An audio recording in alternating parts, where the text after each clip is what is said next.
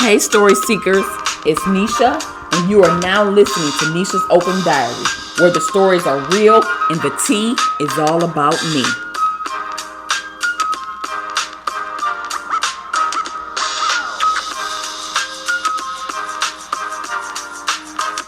Welcome to Nesha's Open Diary. I am Nesha, and you are listening to Nesha's Open Diary, where my story times are true and my experiences are real. And today's story time is about a sleepover I allowed my daughter to have, but it was real different. It's something I never experienced when my kids had sleepovers before, so yeah, I'll let y'all be the judge about whether or not y'all think this situation was weird or not. So we had moved back home after I had left the military. My kids were getting adjusted to a new school and a new environment. It was all new to my daughter because I had her in New Jersey and she only knew the things of, our hometown based on what she had been told. I told her about where we were originally from, and we also didn't move back to the city where we are actually from. We moved to another city that none of us were familiar with. In fact, none of my kids are familiar with our hometown because they are military kids and they were used to being in that environment. So my daughter is in elementary school and she is trying to make friends. But as we know, making friends at any age can be difficult. More importantly, finding people who are genuinely and mutually suited to be in a friendship. So she becomes cool with this girl in her class. And so one day during the week, my daughter comes to me and she asks me if she can have company over for the weekend. I say, okay, that's fine, but I need to meet her parents. Touch base, make sure they're comfortable with her staying over here. And I have had my own experiences with sleepovers and staying at people's houses. So I am big on making sure that any minor child that's from 17 on down is in a safe environment at my home. This might have been maybe midweek when the conversation about her staying over was had. The weekend rolls around, it's Friday afternoon, and by the way, the school that my daughter was attending was behind our house. I could literally stand on the corner and watch her walk to school. So when school let out Friday afternoon, my daughter comes home, but she doesn't come home alone. She comes home with the girl. Now, I can't speak for how other people do in their households and stuff or whatever, but whenever my mother let me go over somebody's house to sleep or whatever the case may have been, I had to go home from school before I went over somebody else's house. But, however, the girl comes home with her from school. I was a little thrown because, again, I expected her to come later in the evening. So I don't think too much into it. And I welcome her, I fix them an after school snack, and they go to my daughter's room to play. And as the afternoon moves on, it's getting into the early evening. This girl ain't heard nothing from a parent. She ain't talked to a parent. She ain't said nothing. Just, doing what kids do. So I asked her, are your parents going to bring you, clean clothes and an overnight bag and stuff or whatever? And, basically for the time that she would be there. And I told the girl to call her mother and then I needed to speak to her mother. So she calls and she is talking to her mother on my phone. And I tell the girl to give me the phone. I'd like to speak to her mother myself. Mind you, she was literally carrying on a conversation with her mother. I get on the phone and I say hello. I can literally hear someone on the phone breathing and background noise. The mother didn't utter not one word. So I'm like, here to the girl. She ain't saying anything. That was red flag number 1. So the girl gets back on the phone and I'm still standing there and she says hello and she starts talking to her mother and I can hear the mother talking back to her. And I'm standing there like, what the fuck? And at that point, I don't feel comfortable with her staying no more. So she hangs up and she says, my mom's on the way with my things and you can talk to her when she gets here. I'm like, oh, okay, that's fine. I'm still trying to keep an open mind. I'm being optimistic. Like, I don't know what the situation is. Don't know the mother. So I don't know what the issue could be. We ain't never met a day in our life. Don't know. So again, I'm like, okay, that's fine. A little while later, I hear a car in the driveway. And I tell the girl, hey, I think your mom's out there. The girl goes running out the front door to the car.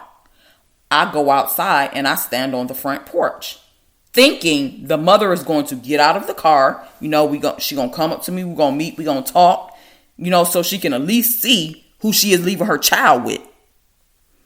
The girl is given a bag and she runs back up on the porch and back into the house.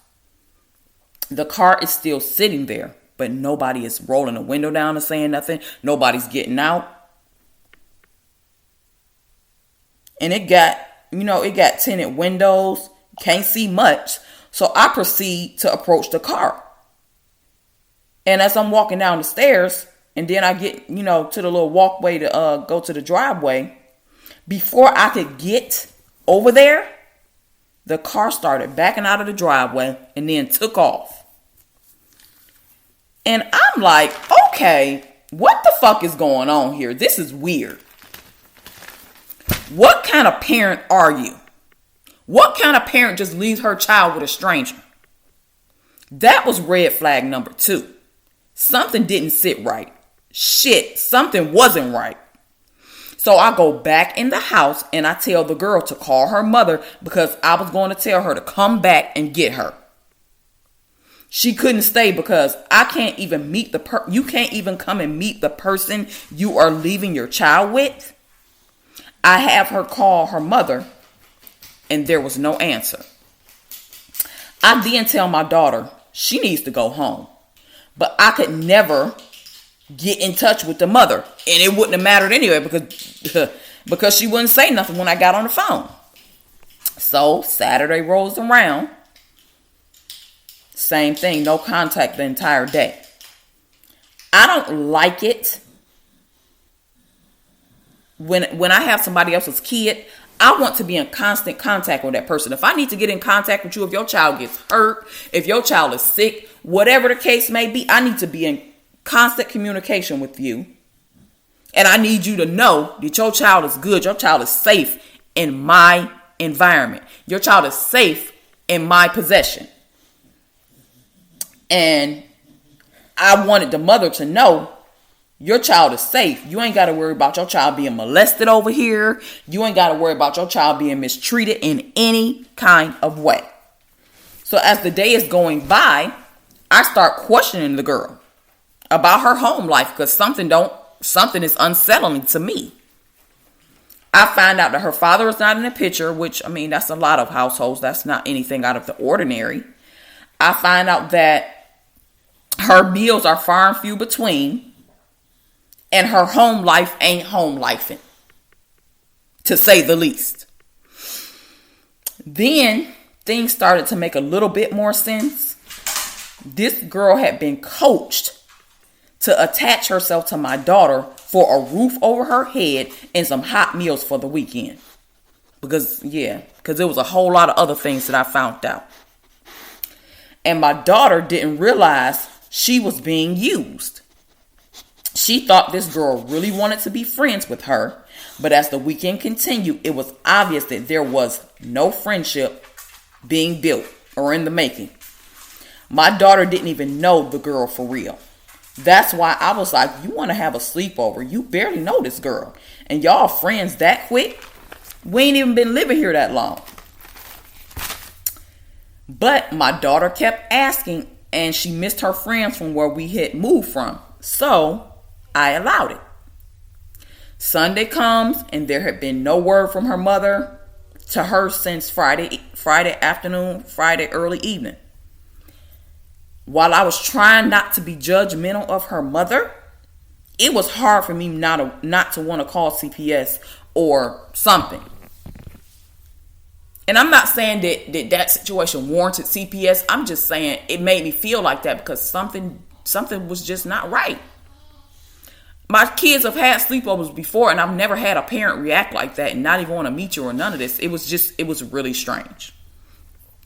This child had been, from my perspective, this child had been dumped on me for the weekend. My husband wasn't there because he was over the road truck driving for FedEx at the time, and he was gone. So when I talked to him, I told him what was going on, and he said, call the mother and tell her to come and get her child.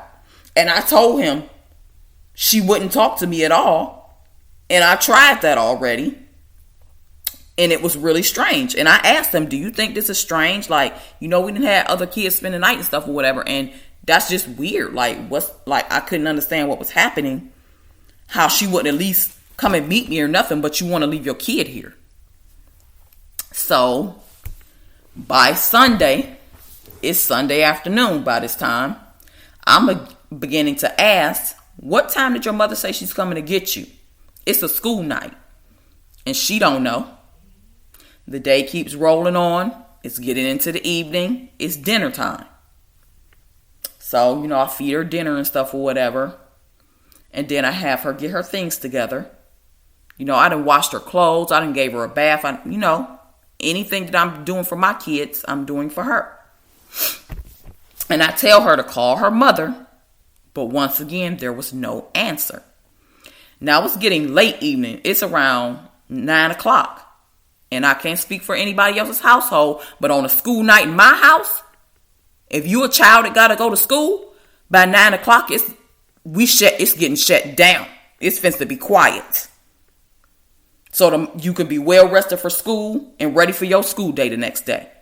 We had structure around my house.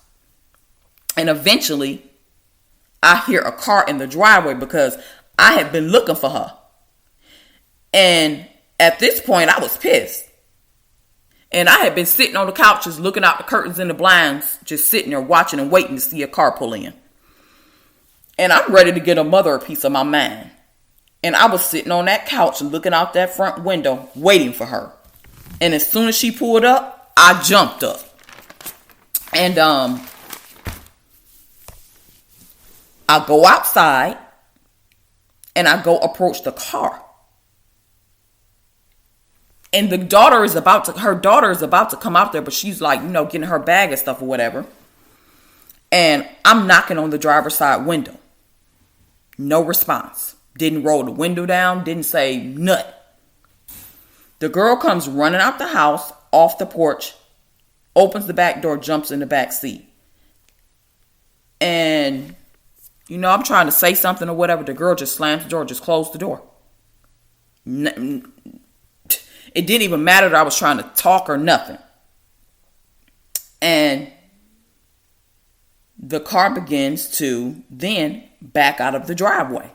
As I am still standing there in my driveway. And I had to back up before this female ran over my feet. I have another choice word for her, but before this female ran over my feet. And I stood there in disbelief like, what the fuck is going on here? And after that, I told my daughter, don't ask for nobody else to spend the night. Because the answer is no. And you ain't spending the night over nobody's house either. Needless to say, when my daughter saw that girl in class, she snubbed my daughter.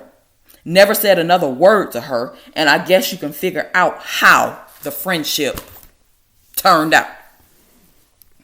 I would have never expected that my child would encounter something like that in elementary school. And at one point, I thought about taking that little girl and dropping her off at the police station and telling them that this little girl is a stranger. Her mother just dropped her off in my house and left. I was really about to do that at one point. And